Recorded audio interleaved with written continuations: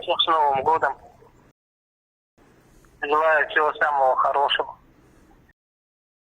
Будьте здоровы и счастливы. Всем спасибо за помощь, за посылки, за передачи, за телефонные звонки, за письма. Всем выражаю благодарность. Спасибо большое. Пусть все будет хорошо. Да, давай.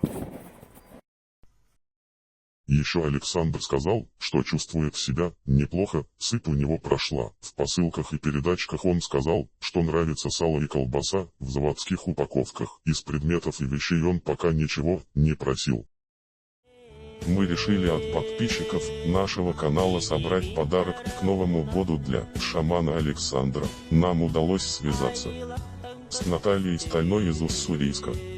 Она сказала, что после 26 декабря сможет собрать посылку и привезти ее к шаману в больницу. Всем, кто хочет сделать свой вклад на новогоднюю посылку для шамана, реквизиты под видео, а также пишите свои идеи в комментариях, что можно приобрести и положить в посылку.